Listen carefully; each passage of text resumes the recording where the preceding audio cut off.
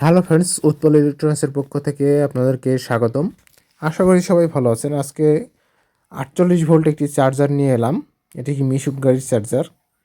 তো চার্জারটির সমস্যা, লাইন আছে অর্থাৎ ইনপুট ভোল্টেজ আছে এবং চার্জারের ইন্ডিকেটরগুলো সবগুলো জ্বলছে, কিন্তু ভোল্টেজ আউট হচ্ছে না।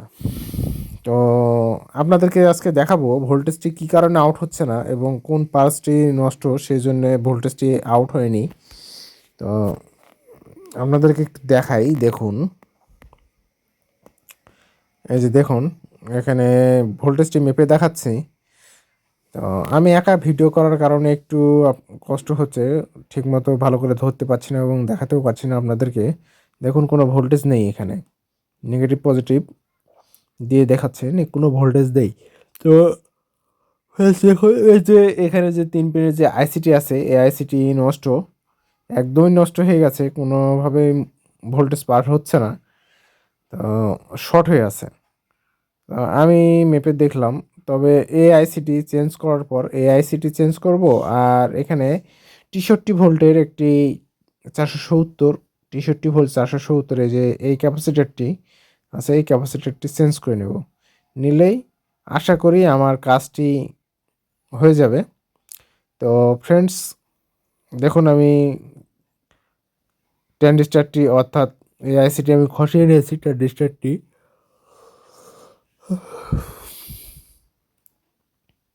BT153, এই ট্রানজিস্টারটি আমি খসিয়ে নিয়েছি। তো এখন আমি ক্যাপাসিটারটি খসিয়ে নিলাম। তো খসানো আপনাদেরকে দেখাতে পারছি না, কারণ আমি একাই ভিডিও করছি এবং একাই কাজগুলো করছি, সেজন্য আমি দেখাতে পারিনি, সেই জন্য আপনাদের কাছে অনেক দুঃখিত।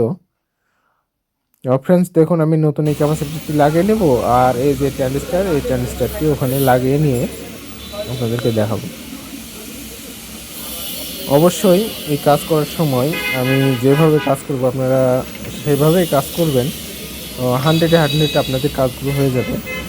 আর ভিডিওটি দেখে আমার যদি একটু উপকার হয়ে থাকে আপনাদের, অবশ্যই আমার চ্যানেলটি সাবস্ক্রাইব করবেন। ফেসবুক পেজ আছে, ফেসবুক পেজটি ফলো করে দেবেন। তো ফ্রেন্ডস দেখুন, এখানে আমি ক্যাপাসিটারটি সোল্ডারিং করে নিয়েছি এবং এই ট্রানজিস্টারটিও দিয়ে দিয়েছি। ট্রানজিস্টারটিও সোল্ডারিং করে নিয়ে এই যে দেখুন, এই 2 পিন আমি একসঙ্গে অর্থাৎ অ্যাডজাস্ট করে দিয়েছি এখানে ভোল্টেজটি আউট হওয়ার জন্য। ভোল্টেজটি এখানে আমি যখন ট্রানজিস্টারটি লাগানোর পরে ভোল্টেজ আউট হয়নি, ভোল্টেজ মধ্যের পিন পর্যন্ত এসেছিল। তো আমি দেখলাম যে কোনোভাবে ভোল্টেজ পার হচ্ছে না, সেই জন্য এই পিনটি শর্ট করে দিয়ে আমি ভোল্টেজটি অ্যাডজাস্ট করে নিয়েছি। তো আপনাদেরকে একটু মেপে দেখাই, দেখুন। দেখুন ফ্রেন্ডস, মিটারের দিকে ফলো করবেন।